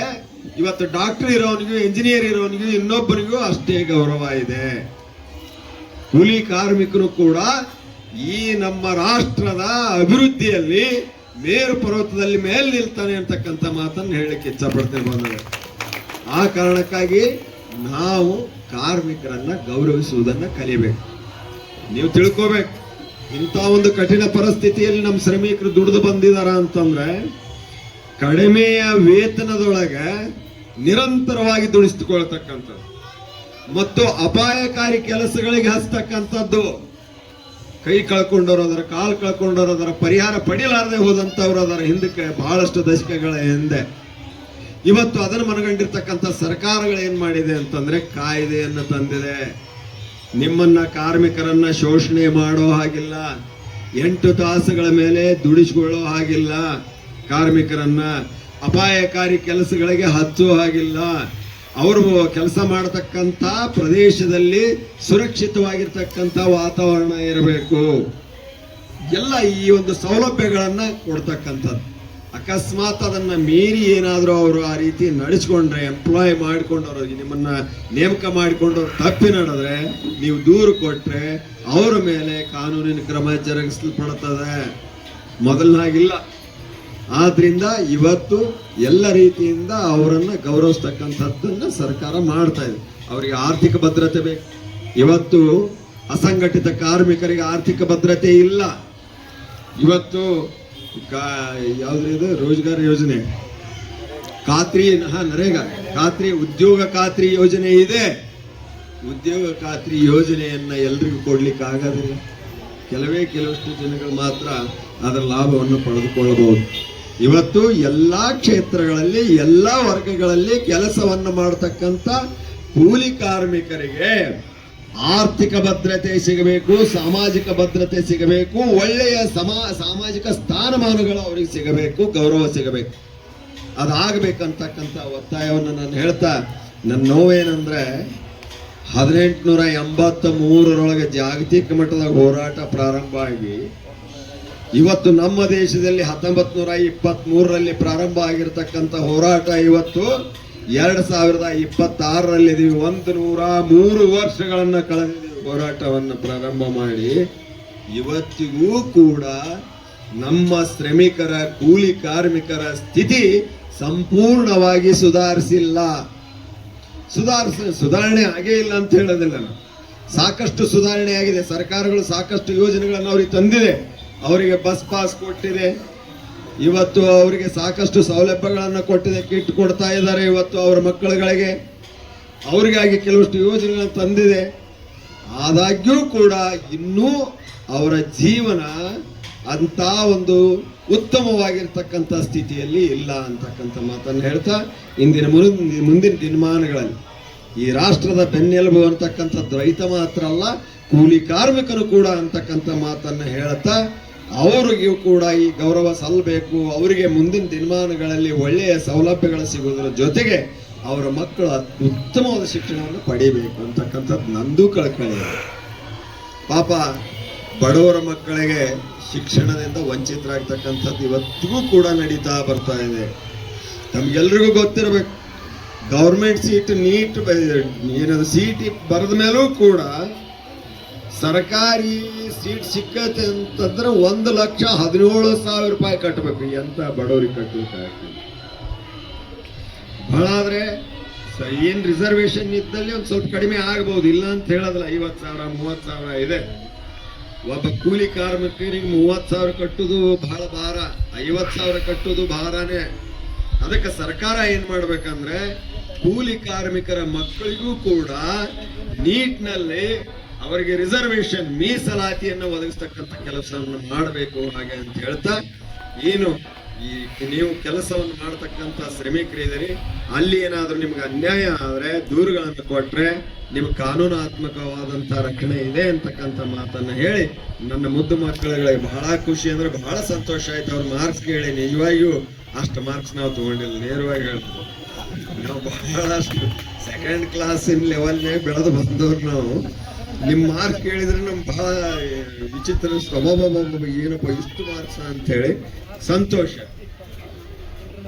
ಈಗ ಇದ್ದಿಲ್ಲ ಬರೀತಿದ್ದೆ, ಕರೆಕ್ಟ್ ಸರ್ ಹೇಳೋದು. ಅದಕ್ಕೆ ಆದ್ರೂ ನನಗೆ ಬಹಳ ಹೆಮ್ಮೆ, ಸಂತೋಷ ಆಯ್ತು. ನಿಮ್ಮೆಲ್ಲರ ಜೀವನ ಉಜ್ವಲವಾಗಿರಲಿ, ನಿಮಗೆ ಒಳ್ಳೆಯ ಉದ್ಯೋಗ ಅವಕಾಶಗಳು ದೊರೆಯಲಿ, ಹೆಚ್ಚಿನ ಉನ್ನತ ಶಿಕ್ಷಣವನ್ನು, ಉತ್ತಮವಾದ ಶಿಕ್ಷಣವನ್ನು ಪಡೀರಿ. ನಿಮ್ಮಲ್ಲಿ ಏನಿದ್ದೀರಿ, ನಿಮ್ಮಲ್ಲಿ ನಾನು ಒಂದು ನಿರೀಕ್ಷೆ ಮಾಡಿದ್ದೀನಿ. ನೀವು ಸಣ್ಣದಾದಂಥ ಆಕಾಂಕ್ಷೆಗಳನ್ನೇ ಇಟ್ಕೋಬೇಡ್ರಿ. ನೀವು ಉತ್ತಮವಾದಂಥ ದೊಡ್ಡದಾಗಿರ್ತಕ್ಕಂಥ ಗುರಿಗಳನ್ನ ಇಟ್ಕೊಳ್ರಿ, ಸಣ್ಣ ಪುಟ್ಟ ಗುರಿಗಳನ್ನ ಇಟ್ಕೋಬೇಡ್ರಿ. ನೀವು IAS ಆಫೀಸರ್ ಏನು ಸಾಧ್ಯ ಇಲ್ಲ ಅಂತ ತಿಳ್ಕೊಬೇಡ್ರಿ. ನಾನು ಹೇಳ್ತೇನೆ, IPS ಆಫೀಸರ್ ಆಗುವಂಥ ನಿಮ್ಮ ಗುರಿಗಳಿರಲಿ, ಒಬ್ಬ ಉತ್ತಮ ವಿಜ್ಞಾನಿ ಆಗ್ತಕ್ಕಂಥ ಗುರಿಗಳಿರಲಿ, ನೀವು ಒಳ್ಳೆಯ ಎಂಜಿನಿಯರ್ ಆಗ್ತಕ್ಕಂಥ ಗುರಿ ಇರಲಿ, ಅಭಿಯಂತರ ಆಗ್ತಕ್ಕಂಥದ್ದು ಅಥವಾ ಡಾಕ್ಟರ್ ಆಗ್ತಕ್ಕಂಥದ್ದು. ಒಂದು ಉದಾಹರಣೆಯನ್ನು ಹೇಳಿ ನನ್ನ ಮಾತು ಮುಗಿಸ್ಲಿಕ್ಕೆ ಇಚ್ಛಪಡ್ತೇನೆ. ನೀವು ಅಬ್ದುಲ್ ಕಲಾಂ ಹೆಸರು ಕೇಳಿರಬಹುದಲ್ಲ, ಎಲ್ಲರಿಗೂ ಗೊತ್ತು. ನಮ್ಮ ದೇಶಕ್ಕಲ್ಲ, ಜಗತ್ತಿಗೆ ಅವ್ರ ಹೆಸರು ಗೊತ್ತು. ಯಾಕಂತ ನಾ ಹೇಳ್ತೇನೆ. ಅಬ್ದುಲ್ ಕಲಾಂ ರವ್ರು ಬೆಳೆದದ್ದು ಗೊತ್ತದ ನಿಮಗೆ? APJ ಅಬ್ದುಲ್ ಕಲಾಂ ರವರು ಬಡತನದೊಳಗೆ ಬೆಳೆದಂಥವ್ರು. ಪೇಪರ್ ಹಾಕಿ ಹಂಚಿ ಬಂದು ಓದಿ ಬೆಳೆದಂಥವರು ಅವ್ರೇನಾದ್ರು ಯಾಕೆ ಜಗತ್ತಿಗೆ ಗೊತ್ತಾದ್ರು? ಫಾದರ್ ಆಫ್ ಮಿಸೈಲ್, ಕ್ಷಿಪಣಿಯ ಪಿತಾಮಹ ಅವರು. ಜಗತ್ತು ಗುರುತಿಸ್ತು. ಅವ್ರು ಏನಾಗಿದ್ರು ನಮ್ಮ ದೇಶದ್ದು? ರಾಷ್ಟ್ರಪತಿ, ವಿಜ್ಞಾನಿ ಹೌದು, ರಾಷ್ಟ್ರಪತಿಯಾಗಿದ್ರು. ನಮ್ಮ ದೇಶದ ಅತ್ಯುನ್ನತ ಗೌರವದ ಸ್ಥಾನ ಅದು. ರಾಷ್ಟ್ರಾಧ್ಯಕ್ಷರು, ನಮ್ಮ ರಾಷ್ಟ್ರದ ಅಧ್ಯಕ್ಷರಾಗಿದ್ರು. ಅಂತ ಬಡತನದಲ್ಲಿದ್ದಂಥವರೇ ನಮ್ಮ ರಾಷ್ಟ್ರಾಧ್ಯಕ್ಷರಾಗಿದ್ದಾರೆ, ಉತ್ತಮ ವಿಜ್ಞಾನಿಗಳಾಗಿದ್ದಾರೆ. ಅಂದ್ರೆ ನೀವು ಯಾರು ಕೂಡ ಕಡಿಮೆ ಅಲ್ಲ. ಒಂದು ನಿಮ್ಮ ತಲೆಯಾಗಿರ್ಲಿ, ನೀವು ಶ್ರೇಷ್ಠರಾದವರ, ನಿಮ್ಮಲ್ಲಿಯೂ ಕೂಡ ಒಳ್ಳೆ ಜ್ಞಾನವನ್ನ ಪಡೆಯತಕ್ಕಂಥ, ದೊಡ್ಡ ಸ್ಥಾನವನ್ನು ಪಡೆಯತಕ್ಕಂಥ ಸಾಮರ್ಥ್ಯ ಐತೆ. ನಿಮ್ಮಷ್ಟಕ್ಕೆ ನೀವೇನಾ ವೀಕ್ ಅನ್ನೋದು ತೆಗೆದು ಹಾಕ್ರಿ. ಈ ಜಗತ್ತಿನಲ್ಲಿ ಯಾವ ಮಕ್ಕಳು ವೀಕ್ ಇರೋದಲ್ಲ, ವೀಕ್ ಮಾಡೋದು ಸಮಾಜ, ಅವ್ರ ತಂದೆ ತಾಯಿ, ಬಂಧು ಬಳಗ, ಸುತ್ತಲಿನ ವಾತಾವರಣ. ಯಾವ ಮಕ್ಕಳು ಕೂಡ ವೀಕ್ ಅಲ್ಲ. ಆ ಕಾರಣಕ್ಕಾಗಿ ಉತ್ತಮವಾದಂಥ ಒಂದು ಶಿಕ್ಷಣವನ್ನು ಪಡೆದು ನೀವು ಉನ್ನತ ಸ್ಥಾನವನ್ನು ಪಡಿತೀರಿ ಹಾಗೆ ಅಂತ ಹೇಳ್ತಾ, ಕೊನೆಯದೊಂದು ಮಾತು ನಿಮಗೆ ಏನು ವಿದ್ಯಾರ್ಥಿಗಳಿಗೆ ಹೇಳಿ ಮುಗಿಸ್ಬಿಡ್ತೀನಿ. ಏನು ಅಂತಂದ್ರೆ, ಅಬ್ದುಲ್ ಕಲಾಂ ಹೆಸರು ಕೇಳಿದ್ರಿ, ಸ್ವಾಮಿ ವಿವೇಕಾನಂದ್ರ ಗೊತ್ತು, ಲಾಲ್ ಬಹದ್ದೂರ್ ಶಾಸ್ತ್ರಿಜಿ ಗೊತ್ತು, ಭಗತ್ ಸಿಂಗ್ ಗೊತ್ತು. ಇವರೆಲ್ಲ ಯಾಕೆ ಗೊತ್ತು? ಅಲೆಕ್ಸಾಂಡರ್ ಗೊತ್ತು, ಅಕ್ಬರ್ ಗೊತ್ತು, ಅಶೋಕ ಗೊತ್ತಾ? ಯಾಕೆ ಹೇಳ್ರಿ? ಯಾಕೆ ಹೇಳ್ತಾರ ಅವ್ರ ಹೆಸರು? ಅವ್ರು ಎಂದೋ ಹುಟ್ಟಿ ಏನೋ ಮಾಡಿ ಹೋಗ್ಬಿಟ್ಟಾರ, ಈಗಿಲ್ಲ ನಮ್ಮ ಮಧ್ಯೆ. ಹೌದ್ರಾ? ಎಷ್ಟೋ ಕ್ರಿಸ್ತ ಶಕ ಪೂರ್ವ ಅವ ಅಶೋಕ, ತಮಗೆ ಗೊತ್ತಿರ್ಬೇಕು. ಹೌದ್ರಾ? ಯಾಕೆ ನೆನಪಿಟ್ಟಿವಿ? ಸಾಧನೆ, ಅವರು ಮಾಡತಕ್ಕಂತ ಸಾಧನೆಗಾಗಿ ಅವರನ್ನ ನೆನಪಿಟ್ಟಿದ್ದೇವೆ. ಮತ್ತು ಉಳಿದವರು ಯಾರೋ ಸತ್ಯ ಇಲ್ಲ, ಇಲ್ಲೇ ಅದಾರ, ಹೋಗ್ಯಾರಿಲ್ಲ. ಎಷ್ಟೋ ಲಕ್ಷ ಗಟ್ಟಲೆ ಜನ ಹೋಗ್ತಾ ಇರ್ತಾರೆ, ಬರ್ತಾ ಇರ್ತಾರೆ. ಹೌದಾ? ಮತ್ತು ಅವ್ರ ಹೆಸರು ಯಾಕೆ ನೆನಪಿನಾಗಿಲ್ಲ? ಅದಕ್ಕೆ ಇವತ್ತು ಅಬ್ದುಲ್ ಕಲಾಂರನ್ನ ಜಗತ್ ನೋಡ್ತದ, ಅವ್ರ ಹೆಸರು ಹೇಳ್ತದ. ನಮ್ಮ ದೇಶದೊಳಗೆ 140 ಕೋಟಿ ಜನ ಹೇಳ್ತದ ಅವ್ರ ಹೆಸರನ್ನ. ಅದನ್ನ 140 ಕೋಟಿ ಜನ ಅವ್ರ ಹೆಸರು ಹೇಳುವಂಗ ಆಗ್ಬೇಕು. 140 ಕೋಟಿ ಜನರೊಳಗೆ ನಾವು ಒಬ್ಬರಾಗಬೇಕು, ಹಾಗೆ ನೀವು ಬೆಳಿಬೇಕು ಹಾಗೆ ಅಂತ ಹೇಳ್ತಾ, ಅಂತ ಸಾಮರ್ಥ್ಯವನ್ನು ಉಳ್ಳಂತ ವಿದ್ಯಾರ್ಥಿಗಳು ಇವತ್ತು ಸನ್ಮಾನಗೊಂಡಿದ್ದೀರಿ. ಅವರೆಲ್ಲರೂ ಕೂಡ ಒಳ್ಳೊಳ್ಳೆ ಸ್ಥಾನವನ್ನು ಪಡೆದು ಮುಂದಿನ ದಿನಮಾನಗಳಲ್ಲಿ ಇಲ್ಲೇ ಬಂದು ಕಾರ್ಯಕ್ರಮವನ್ನು ಮಾಡಿ, ಇಲ್ಲ ಇಂಥ ದಿವಸ ಇಂಥ ಕಾರ್ಯಕ್ರಮದಲ್ಲಿ ಹಿಂಗೆ ಹೇಳಿದ್ರು ಅಂತ ಹೇಳಿ ನೀವು ಭಾಷಣ ಮಾಡಿಬಿಟ್ರೆ ನಮ್ಮ ಜೀವನ ಸಾರ್ಥಕ ಆಗ್ತದೆ ಅಂತಕ್ಕಂಥ ಮಾತನ್ನು ಹೇಳಿ, ಇವತ್ತಿನ ದಿವಸ ಈ ಕಾರ್ಯಕ್ರಮದಲ್ಲಿ ಬಂದು ಮಾತನಾಡಲಿಕ್ಕೆ ಅವಕಾಶ ಮಾಡಿಕೊಟ್ಟಿರ್ತಕ್ಕಂಥ ಕಾರ್ಮಿಕ ಇಲಾಖೆಯವರಿಗೂ, ನಮ್ಮ ವಕೀಲರ ಸಂಘಕ್ಕೂ ಮತ್ತು ಆಶಾದೀಪ ಅಂಗವಿಕಲರ ಅಭಿವೃದ್ಧಿ ಸಂಘದ ಅಧ್ಯಕ್ಷರು ಮತ್ತು ಪದಾಧಿಕಾರಿಗಳಿಗೂ ತಮ್ಮೆಲ್ಲರಿಗೂ ವಂದಿಸಿ ನನ್ನ 2 ಮಾತುಗಳು ಮುಗಿಸ್ತೇನೆ. ಜೈ ಹಿಂದ್, ಜೈ ಕರ್ನಾಟಕ. ದಿನಾಚರಣೆಯ ಪ್ರಯುಕ್ತ ಕಾನೂನು ಅರಿವು ನೆರವು ಕಾರ್ಯಕ್ರಮ ಮತ್ತು ಈ ಕಾರ್ಯಕ್ರಮದ ಉದ್ಘಾಟಕರಾಗಿ ಆಗಮಿಸಿದಂತಹ ಸನ್ಮಾನ್ಯ ಶ್ರೀ MM ಅವಾರಿ ಅವರೇ, ಹಾಗೂ ಆತ್ಮೀಯರಾದ ರಾಕೇಶ್ ಚಿರಕನಹಳ್ಳಿ ಅವರೇ, ಶ್ರೀ ಹಾಗೂ ರಾಘವೇಂದ್ರ ಜೋಗಿನವರೇ, ಹಾಗೂ ಎಲ್ಲ ಕಾರ್ಮಿಕ ವರ್ಗದವರೇ ಹಾಗೂ ಮುದ್ದು ಮಕ್ಕಳೇ, ಇಂದು ಈ ಅಂತಾರಾಷ್ಟ್ರೀಯ ಕಾರ್ಮಿಕ ದಿನಾಚರಣೆಯ ಅರ್ಥದ ಬಗ್ಗೆ ಅವಾರಿ ಸರ್ ನ್ಯಾಯವಾದಿಗಳು ಈ ತಮಗೆಲ್ಲ ಸ್ಪಷ್ಟವಾಗಿ ಹೇಳಿದ್ದಾರೆ. ವಿಷಯವನ್ನು ಸ್ಪಷ್ಟವಾಗಿ ಎಲ್ಲರಿಗೂ ತಿಳಿಸಿಕೊಟ್ಟಿದ್ದಾರೆ. ನಾನು ನಮ್ಮ ಇಲಾಖೆಯ ಪರವಾಗಿ ತಮಗೂ ಕೂಡ ನಾನು ಅಭಿನಂದನೆಗಳನ್ನು ಸಲ್ಲಿಸ್ತಾ ಇದ್ದೀನಿ. ಮತ್ತು ಅಭಿನಂದನೆಗಳನ್ನ ಯಾಕೆ ಸಲ್ಲಿಸ್ತಾ ಇದ್ದೀನಿ ಅಂತಂತಂದರೆ, ಶ್ರಮಿಕ ಕಾರ್ಮಿಕ ಮಕ್ಕಳು ಇಷ್ಟೊಂದು ಪರ್ಸೆಂಟೇಜ್ ಮಾಡಿದಾರಲ್ಲ, ನಮ್ಮ ಇಲಾಖೆಗೆ ಗೌರವವನ್ನು ತಂದಂಥ ನೀವು ಕಾರ್ಮಿಕ ಮಕ್ಕಳನ್ನು, ಅಂತಹ ಮಕ್ಕಳಿಗೆ ನಾವು ಈ ಪ್ರೋತ್ಸಾಹ ನೀಡ್ತಾ ಇರ್ತದ್ದು ನಮ್ಮ ಇಲಾಖೆಗೆ ಇರ್ತಕ್ಕಂಥ ಸೌಲಭ್ಯಗಳನ್ನು. ನಾನು ಯಾಕೆ ಹೇಳ್ತಾ ಇದ್ದೀನಿ ಅಂತಂದರೆ, ನಾನು ಈಗ 3-4 ತಾಲೂಕುಗಳಲ್ಲಿ ಕಾರ್ಯಕ್ರಮ ಮಾಡಿದ್ದೀನಿ, ಅಂತಾರಾಷ್ಟ್ರೀಯ ಕಾರ್ಯಕ್ರಮವನ್ನು ಮಾಡಿದೆ. ಅದರಲ್ಲಿ ಕಾರ್ಮಿಕ ಮಕ್ಕಳು ಪರ್ಸೆಂಟೇಜ್ ಮಾಡಿ ಸನ್ಮಾನನ ಮಾಡಲಿಲ್ಲ. ನನಗಿದು ವಿಶೇಷವಾಯಿತು. ಸಾಹೇಬರು ಹೇಳ್ದಂಗೆ ನಿಜವಾಗ್ಲೂ ನಮ್ಮ ಕಾರ್ಮಿಕ ಮಕ್ಕಳಿಗೆ ನಾನು ಎಲ್ಲ ತಾಲೂಕುಗಳಲ್ಲಿ ನಾನು ಸನ್ಮಾನ ಮಾಡಿರಿ ಅಂತ ಹೇಳ್ತಾನೆ ಬಂದಿದ್ದೀನಿ. ಅದು ಬಟ್ ಇದು ಅನ್ಎಕ್ಸ್ಪೆಕ್ಟೆಡ್ ನನಗೆ ಸಿಕ್ಕಿದ್ದು. ನಿಜವಾಗ್ಲೂ ನನಗೆ ತುಂಬ ಸಂತೋಷದಾಯಕ. ಯಾಕಂತಂದರೆ ನಾನು ಕಾರ್ಮಿಕ ಮಕ್ಕಳನ್ನು ನಾನು ಯಾವಾಗ ನೋಡ್ತೀನಿ ಅಂತ ಮಾಡಿ ಪರ್ಸೆಂಟೇಜ್ ಮಾಡಿದ್ದಾರೆ, ಎಲ್ಲಿದ್ದಾರೋ ಅಂತೇಳಿ ಪ್ರತಿ ಸಾರಿ ಹೇಳ್ತಾ ಇದ್ದೀನಿ. ನಿಮ್ಮ ಮಕ್ಕಳು, ನೀವು ಬಡತನದಲ್ಲಿದ್ದೀರಿ, ನಿಮ್ಮ ಮಕ್ಕಳನ್ನು ಚೆನ್ನಾಗಿ ಓದಿಸ್ರಿ. ಯಾಕೆ ಓದಿಸ್ರಿ ಅಂತ ಹೇಳ್ತಾ ಇದ್ದೀನಿ ಅಂತಂದರೆ, ನಮ್ಮ ಕಾರ್ಮಿಕ ಇಲಾಖೆಯಲ್ಲಿ ಇರ್ತಕ್ಕಂಥ ಸೌಲಭ್ಯಗಳು ನಿಮಗೆ ನೋಡಿದ್ದೀರಾ. ನಮ್ಮ ಇಲಾಖೆಯಲ್ಲಿ ಎಷ್ಟು ಸೌಲಭ್ಯಗಳಿದ್ದಾವೆ. ನಮ್ಮ ಇವರು ರಾಘವೇಂದ್ರ ಜೋಗಿನವ್ರು ಹೇಳ್ತಾ ಇದ್ದಾರೆ, ನಿಮಗೆಲ್ಲ ಕಾರ್ಮಿಕ ಸಂಘ ಒಂದು ಯೂನಿಯನ್ ಮಾಡಿದ್ದಾರೆ. ನಿಮ್ಮ ಮಕ್ಕಳಿಗೆ LKG ಇಂದ MBBS ವರೆಗೆ ಕಲಿತಕ್ಕಂಥ ಸ್ಕಾಲರ್ಶಿಪ್ ಇದೆ. ನಿಮಗೆ ಆರೋಗ್ಯ ತಪಾಸಣೆ ಧನ ಸಹಾಯ ಕೊಡ್ತಾ ಇದ್ದಾರೆ, ಮದುವೆ ಧನ ಸಹಾಯ ಇದೆ, ಈಗ ಮತ್ತು ಹೆರಿಗೆ ಧನ ಸಹಾಯ ಇದೆ. ಮತ್ತು ಮಕ್ಕಳಿಗೆ ಈಗ ನಮ್ಮ ಸರ್ಕಾರದಿಂದ 35 ಕೋಟಿ ರೂಪಾಯಿ ವೆಚ್ಚದಲ್ಲಿ ಕಾರ್ಮಿಕ ವಸತಿ ಶಾಲೆಗಳನ್ನು ಮಾಡ್ತಾ ಇದ್ದಾರೆ ಈಗ ಸದ್ಯದಲ್ಲಿ. ಅದು ಈಗ ಅಲ್ಲೇ ಬೀಳಿಗೆಯಲ್ಲಿ ಸುನಗ ತಾಂಡದಲ್ಲಿ ಉದ್ಘಾಟನೆಯಾಗಿದೆ ಮತ್ತು ಇಲ್ಲಿ ಹುಣಗುಂದ ಒಂದು ಆಯ್ಕೆ ಮಾಡಿದ್ದಾರೆ. ಆಮೇಲೆ ಅವರು ಒಂದು ಗೌರ್ಮೆಂಟ್ ಜಾಗವನ್ನು ಆಯ್ಕೆ ಮಾಡಿ ಶ್ರಮಿಕರಿಗೆ ಕಾರ್ಮಿಕರ ಮಕ್ಕಳಿಗೆ ವಸತಿ ಶಾಲೆಗಳನ್ನು ಪ್ರಾರಂಭ ಮಾಡಿಸ್ತಕ್ಕಂಥ ವ್ಯವಸ್ಥೆ ಅದು ಆಗ್ತಾಯಿದೆ. ಈ ನಿಟ್ಟಿನಲ್ಲಿ ನಿಮ್ಮ ಮಕ್ಕಳನ್ನು ಯಾವ ರೀತಿ ಮಕ್ಕಳನ್ನು ಮುಂದೆ ತಂದಿದ್ದೀರಿ, ಎಲ್ಲ ಕಾರ್ಮಿಕರು ಕೂಡ ಇದೇ ರೀತಿ ನಮ್ಮ ಮಕ್ಕಳನ್ನು ಇದೇ ರೀತಿ ಅಂಕಗಳನ್ನು ಪಡೆಯುವಂತೆ ತಾವು ತಯಾರು ಮಾಡಿರಿ. ನೀವಾದರೂ ಕೂಡ ಬಡತನದಲ್ಲಿ ಬಂದಿರಿ, ನಿಮ್ಮ ಮಕ್ಕಳು ಅದೇ ಬಡತನ ಆಗೋದ್ರಲ್ಲಿ ಬೇಡ. ನಿಮ್ಮ ಮಕ್ಕಳನ್ನು ನೀವು ನಿರೀಕ್ಷೆ ಮಾಡಬೇಡಿ. ಯಾವುದೊಂದು ಸಸಿಯನ್ನು ನೆಟ್ಟಾಗ ನಾವು ಈಗಾಗಲೇ ಹಣ್ಣು ಕೊಡೋದ್ರೆ ಆಗೋದಿಲ್ಲ.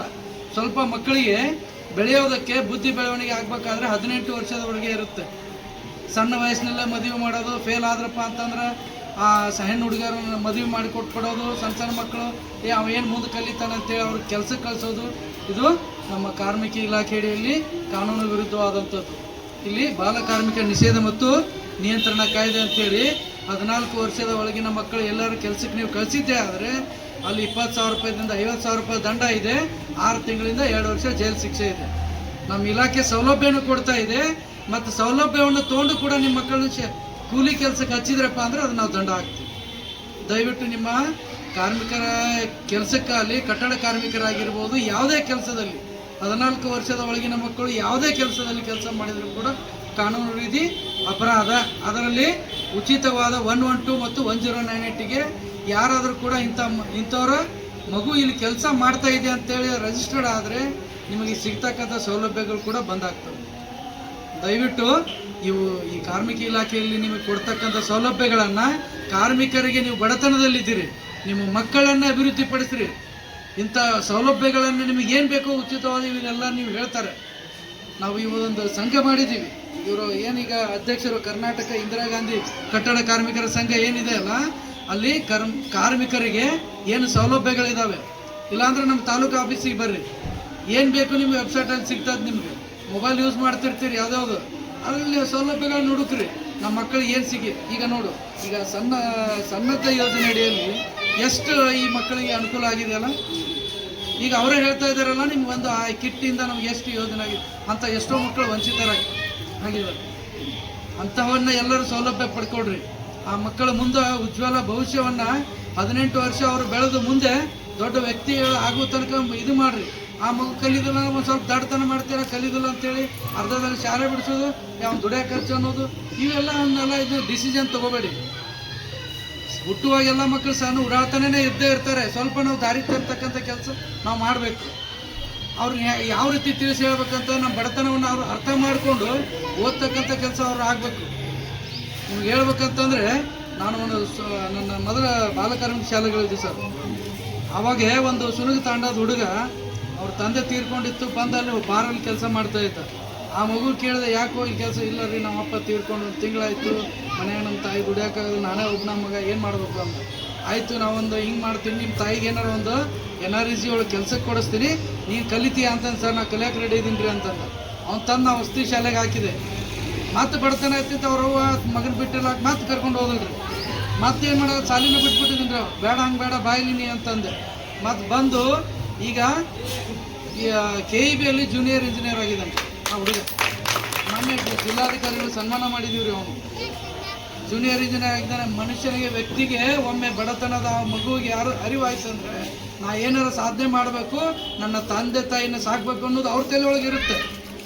ಒಬ್ಬೊಬ್ರು ಏನು ಮಾಡಿಬಿಡ್ತಾರೆ, ಇಷ್ಟೇ ಸಣ್ಣ ಉಡಾಳ್ತನ ಮಾಡಕತ್ತ, ಅವೇನು ಕಲಿತಾನಂತೆ ಅರ್ಧದಲ್ಲಿ ಬಿಡಿಸ್ಬಿಡೋದು, ಅವನಿಗೆ ಬೈಯೋದು, ಅವ ಏನು ಕಲಿತಾನಂತೆ ಬಿಡೋದು, ಮತ್ತು ಸಣ್ಣ ಹುಡುಗರು ಮತ್ತು ಬೇರೆ ಅವ್ರಿಗೆ ಒಬ್ಬರಿಗೆ ಪ್ರೋತ್ಸಾಹ ನೀಡೋದು ದಯವಿಟ್ಟು ಮಾಡಬೇಡಿ. ಯಾವ ವ್ಯಕ್ತಿಯಲ್ಲಿ ಯಾವ ಸ್ಕಿಲ್ ಇರುತ್ತೆ ಗೊತ್ತಿರೋದಿಲ್ಲ. ಅಂತಹ ಮಕ್ಕಳಿಗೆ ನೀವು ಇರ್ತಕ್ಕಂಥ ಕಾರ್ಮಿಕರ ಈ ಅಂತಾರಾಷ್ಟ್ರೀಯ ಕಾರ್ಮಿಕ ದಿನಾಚರಣೆಗೆ ನೀವು ಒಂದು ಏನೀಗ ಸನ್ಮಾನ ಮಾಡಿದ್ದೀರಿ, ಸನ್ಮಾನ ತಗೊಂಡಿದ್ದೀರಿ, ಮತ್ತು ಇಷ್ಟೆಲ್ಲ ಸೌಲಭ್ಯಗಳನ್ನು ಪಡಿತಾ ಇದ್ದೀರಿ ಅಂತಂದರೆ ಅದು ನಿಮ್ಮದು. ಈ ಕಾರ್ಮಿಕ ಅಂತಾರಾಷ್ಟ್ರೀಯ ದಿನಾಚರಣೆ ಬಗ್ಗೆ ಹೇಳಿದರು. ಅವ್ನು ಯಾಕೆ ಆಚರಣೆ ಮಾಡ್ತಾ ಇದ್ದೀವಿ ಅಂತಂದರೆ, ಗಣ್ಯರಾಸನರಾಗಿರುವಂಥ ಎಲ್ಲ ಮುಖ್ಯ ಅತಿಥಿಗಳಿಗೂ ಮತ್ತು ವೇದಿಕೆ ಮುಂಭಾಗದಲ್ಲಿ ಹಾಸನಾಗಿರುವಂಥ ಎಲ್ಲ ಪತ್ರಿಕಾ ಮಾಧ್ಯಮಗಳಿಗೂ ಮತ್ತು ಕಾರ್ಮಿಕರಿಗೂ ಕಾರ್ಮಿಕರ ಮಕ್ಕಳಿಗೂ ಎಲ್ಲರಿಗೂ ಕಾರ್ಮಿಕ ದಿನಾಚರಣೆ ಶುಭಾಶಯವನ್ನು ಕೋರುತ್ತಾ ಇವತ್ತು ನಾನು ಆ್ಯಕ್ಚುಲಿ ನಾನು ಮಾತಾಡಬಾರ್ದಂಥ ವಿಚಾರದಲ್ಲಿ ಬಂದಿದ್ದೆ ಮತ್ತು MM ಅವರ ಸರ್ ಮಾತು ಕೇಳಿ ಮಕ್ಕಳೇ ಪ್ರೇರಣೆ ಆಗಿದ್ದಾರೆ ನಾವೇನು ಅನ್ನೋದೊಂದು. ಯಾಕಂದರೆ ನಾವು ಇವಾಗ ಇಲ್ಲೇನೋ ಇವತ್ತು ಬಂದು ಇಲ್ಲೇನೋ ಕೂತಿದ್ದೀವಿ, ಬಟ್ 2 ವರ್ಷದ ಹಿಂದೆ ನಾನು ಒಬ್ಬ ವಿದ್ಯಾರ್ಥಿಯಾಗಿ ಎಷ್ಟೋ ಪ್ರೋಗ್ರಾಮ್ಗಳಲ್ಲಿ ಹೆಂಗೆ ಹುಡುಗರ ಹಿಂದೆ ಬ್ಯಾಕ್ ಸೀಟಲ್ಲಿ ಕೂತು ಹೆಂಗೆ ಹರಟೆ ಹೊಡಿತಾರೆ ಅದೇ ಥರ ಮಾಡಿ ಬಂದವ್ರು ನಾವು. ಬಟ್ ಇವಾಗ ಈ ಒಂದು ನಮಗೂ ಒಂದು ಗೌರವದ ಒಂದು ಆಸನ ಕೊಟ್ಟಿದ್ದಾರೆ. ಬಟ್ ಇವತ್ತು ನಾನು ಮಾತಾಡಬಾರ್ದು ಏನೋ ಒಂದು ಅದಕ್ಕೆ ಸುಧಾಕರ್ ಸರ್ ಇವರಿಗೂ ನಮ್ಮ ಸಂಪನ್ಮೂಲ ವ್ಯಕ್ತಿಯವರು ನಮ್ಮ ಇಲಾಖೆದು ಹಾಗಾಗಿ ಸರಿ ಕರೆಸಿದೆ ನಾನು. ಬಟ್ ಇವತ್ತು ಸರ್ದು ಪ್ರೇರಣೆ ಮಾತುಗಳು ಕೇಳಿ ವಿದ್ಯಾರ್ಥಿಗಳ ಪ್ರೇರಣೆ ಹೊಂದಿದ್ದಾರೆ, ನಾವು ಮಾತಾಡೋದು ಹೆಂಗೆ ಅಂತಂದು ಮತ್ತು ನಾನು ಮಾತಾಡಬೇಕು ಅಂತಂದು ನನಗೂ ಒಂದು ಪ್ರೇರಣೆ ಸಿಕ್ಕಿತ್ತು ಸರ್ ಕಡೆಯಿಂದ. ಕಾರ್ಮಿಕ ದಿನಾಚರಣೆಯ ಇತಿಹಾಸ ಆಗಲಿ ಮತ್ತು ನಮ್ಮ ಕಾರ್ಮಿಕ ಇಲಾಖೆಯ ಕಾನೂನುಗಳ ಬಗ್ಗೆ ಆಗಲಿ ಸಂಕ್ಷಿಪ್ತವಾಗಿ ಮತ್ತು ವಿವರಣಾತ್ಮಕವಾಗಿ ಆವಾರಿ ಸರ್ ಅವರು ಮತ್ತು ಸುಧಾಕರ್ ಬಿಡಿಗೇರ್ ಸರ್ ಅವರು ಎಲ್ಲನೂ ನಿಮಗೆ ಆಲ್ರೆಡಿ ಹೇಳಿದ್ದಾರೆ. ಆದರೆ ನನ್ನ ಕಡೆಯಿಂದ ನಿಮಗೆಲ್ಲ ಒಂದು ಏನು ರಿಕ್ವೆಸ್ಟು ಅಂದ್ರೆ, ನಾವು ಸರ್ಕಾರದಿಂದ ಯಾವುದೇ ಯೋಜನೆಗಳು ಬರಲಿ ಯಾವುದೇ ಸೌಲಭ್ಯಗಳು ಬರಲಿ ಅದು ಯಾವಾಗ ಸಕ್ಸಸ್ಫುಲಿ ಆಗುತ್ತಂದರೆ ಅದರ ಯೋಜನೆಗಳು ಎಷ್ಟು ಜನ ಅದನ್ನು ಅರಿತು ಅದರ ಬಗ್ಗೆ ಅರಿವನ್ನು ತಗೊಂಡು ಅದನ್ನ ಎಷ್ಟು ಸದುಪಯೋಗ ಪಡ್ಕೊತಾರಲ್ಲ ಅವಾಗ ಯೋಜನೆ ಆಗಲಿ ಸೌಲಭ್ಯ ಆಗಲಿ ಅದಕ್ಕೊಂದು ಬೆಲೆ ಬರೋದು, ಅದರ ಸರ್ಕಾರದ ಏನು ಅವ್ರ ಆಶೆ ಇರುತ್ತಲ್ಲ ಅದನ್ನು ಪೂರ್ಣಗೊಳ್ಳೋದು ಅವಾಗಲೇ. ಹಾಗಾಗಿ ಪ್ರತಿಯೊಬ್ಬರು ಕಟ್ಟಡ ಕಾರ್ಮಿಕರಾಗಲಿ ಬೇರೆ ಅಸಂಘಟಿತ ಕಾರ್ಮಿಕರಾಗಲಿ ಅವ್ರಿಗೆ ಏನೇನು ಸೌಲಭ್ಯಗಳದಾವ, ಕಟ್ಟಡ ಕಾರ್ಮಿಕರಂತೂ ಹಲವಾರು ಸೌಲಭ್ಯಗಳದಾವ. ಈಗಾಗಲೇ ಹೇಳಿದ್ದಾರೆ ತೆರಿಗೆ ಸೌಲಭ್ಯ, ಮದುವೆ ಅವರ ಮದುವೆ, ಅವ್ರ ಮಕ್ಕಳ ಮದುವೆಗೆ ಮತ್ತು ವೈದ್ಯಕೀಯ ಧನ ಸಹಾಯ, ಪ್ರಮುಖ ವೈದ್ಯಕೀಯ ಧನ ಸಹಾಯ, ಪಿಂಚಣಿ ಯೋಜನೆ, ಅಪಘಾತ ಪರಿಹಾರ, ಅಂತ್ಯಕ್ರಿಯೆ ವೆಚ್ಚ, ಹೀಗೆ ಹಲವಾರು ಪ್ರತಿಯೊಂದಕ್ಕೂ ಅವರಿಗೆ ಧನ ಸಹಾಯ ಕೊಡೋದ್ರ ಮೂಲಕ ಸರ್ಕಾರ ಹಲವಾರು ಯೋಜನೆಗಳನ್ನು ರೂಪಿಸೈತಿ. ಅದರದ್ದು ನೀವು ಅರಿವನ್ನು ತಗೊಂಡು ಅದನ್ನು ಎಷ್ಟು ಸದುಪಯೋಗ ಪಡ್ಕೋತೀರಿ ಅನ್ನೋದೆಲ್ಲ ನಿಮ್ಮ ಮೇಲೆ ಬಿಟ್ಟಿರೋದು. ಮತ್ತು ಇವತ್ತು ಸಂಭಾಷಣೆ ಮಾಡೋರಾದರೂ ಆಗಲಿ ವಿದ್ಯಾರ್ಥಿಗಳಾಗಲಿ ನಮಗೆ ಖುಷಿ ಆಯಿತು.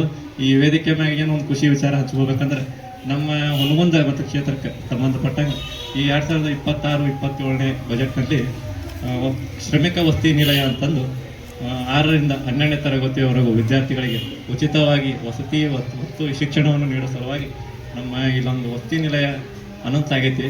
ಇನ್ನು ಮುಂದಿನ ವರ್ಷ ಅದ್ರಾಗ ಸ್ವಲ್ಪ ಸ್ಟಾರ್ಟ್ ಆಗೋ ಎಲ್ಲ ಸಂಭಾವನೆ ಐತಿ. ಅದನ್ನು ನೀವು ಎಷ್ಟು ಅದರ ಸದುಪಯೋಗ ತಗೋತೀರಿ, ಅದನ್ನು ಎಷ್ಟು ನೀವು ಅದನ್ನು ಉಪಯೋಗ ಪಡ್ಕೋತೀರಿ, ನಿಮ್ಮ ಮಕ್ಕಳಿಗೆ ಅದನ್ನು ಎಷ್ಟು ಉಪಯೋಗ ಪಡ್ಕೋತೀರಿ, ನಿಮ್ಮ ಮಕ್ಕಳಿಗೆ ಉನ್ನತ ಶಿಕ್ಷಣ ಕೊಟ್ಟು ಅವ್ರನ್ನ ಎಂಥ ಉನ್ನತ ವ್ಯಕ್ತಿಗಳನ್ನಾಗಿ ನೀವು ಮಾಡ್ತೀರಿ. ಇರೋ ಮಕ್ಕಳ ನಿಮ್ಮ ಭವಿಷ್ಯದ ನಿಮ್ಮ ಕೈಯಲ್ಲಿ ಇರುತ್ತೆ. ಅದನ್ನು ಆಲ್ಮೋಸ್ಟ್ ಯುಟಿಲೈಸ್ ಮಾಡ್ಕೋರಿ. ಒಂದು 2 ಮಾತು ರಂಬೆ ಕೊಂಬೆಗಳ ಮೂಲಕ ಹಣ್ಣುಗಳ ಎಂಬ ಈ ಮರದಲ್ಲಿ ಹಣ್ಣುಗಳು ಯಾವ ಥರ ಬಿಡ್ತಾವ ಅದೇ ರೀತಿ ಆ ಹಣ್ಣುಗಳನ್ನು ತಿನ್ನುವವರು ಈ ಕಾರ್ಮಿಕ ಮಕ್ಕಳು ಹಾಗೂ ಕಾರ್ಮಿಕರು. ಆ ನಿಟ್ಟಿನಲ್ಲಿ ಸರ್ಕಾರದ ಹಾಗೂ ಕಾರ್ಮಿಕ ಇಲಾಖೆಯ ಎಲ್ಲ ಯೋಜನೆಗಳನ್ನು ತಾವೆಲ್ಲರೂ ಸದುಪಯೋಗ ಪಡಿಸ್ಕೋಬೇಕು. ಆ ಯೋಜನೆಯ ಮೂಲಕವಾಗಿ ತಮ್ಮ ಭವಿಷ್ಯವನ್ನು ಉಜ್ವಲಗೊಳಿಸ್ಕೋಬೇಕು.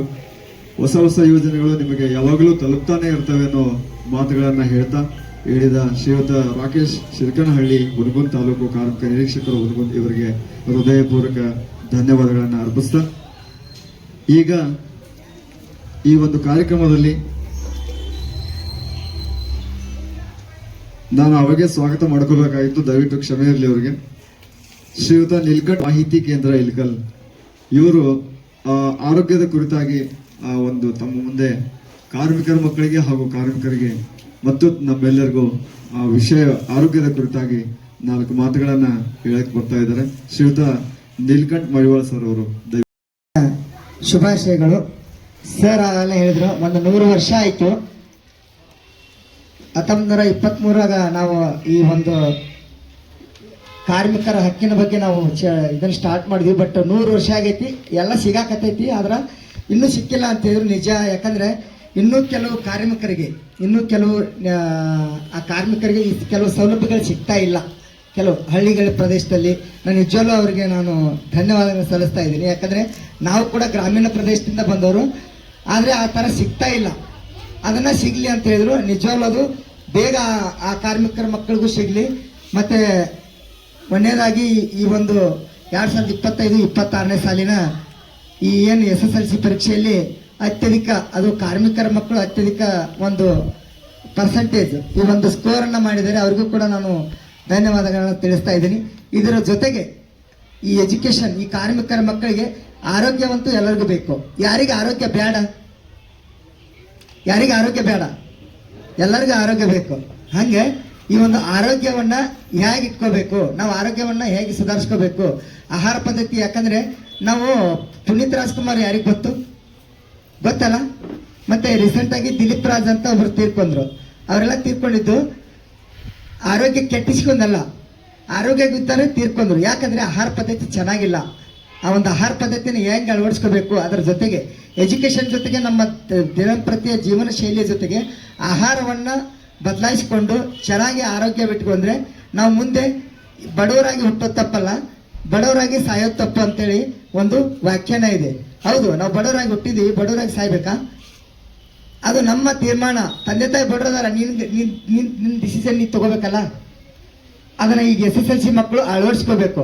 ನಮ್ಮ ತಂದೆ ತಾಯಿಗಳು ಸ್ಕೋರ್ ಮಾಡಿಲ್ಲ. ಆಗಲೇ ನಮ್ಮ ಸರ್ ಹೇಳಿದರು, ಸುಧಾಕರ್ ಸರು, ನಾವು ಮೊದಲು ಬರೆಯೋದಿತ್ತು. ನಿಜವಾಗ್ಲೂ ಅದನ್ನು ನಾವು ನಡೆಸೋ ಭಯ ಆಗುತ್ತೆ. ನಮ್ಗೆ ಒಂದು ಮೈಂಡ್ನಲ್ಲಿ ಒಂದು ಸೆಟ್ಟಿಂಗ್ ಇತ್ತು. ಏನಪ್ಪ ಅಂತಂದರೆ, ಡಿಪಾರ್ ಆದರೆ ಗುಂಡೇನೋ ಹಾಕ್ತಾರಂತೇಳಿ ನಾವು SSLC ಎಕ್ಸಾಮ್ ಬರೆಯುವಾಗ ನಾವು ಅಂದ್ಕೊಂಡಿದ್ವಿ. ಅದನ್ನು ಎಕ್ಸಾಮ್ ಬರೆಯುವಾಗ ಏನು ಕಾಪಿ ಸಿಗಬಾರ್ದು, ಡಿಪಾರ್ ಅಂದರೆ ಗುಂಡು ಹೊಡಿತಾರೆ ಏನೋ ಪೊಲೀಸರು ಅಂತ ಹಿಂಗೆ ತಿಳ್ಕೊಂಡಿದ್ವಿ ನಾವು ಟೈಮಲ್ಲಿ.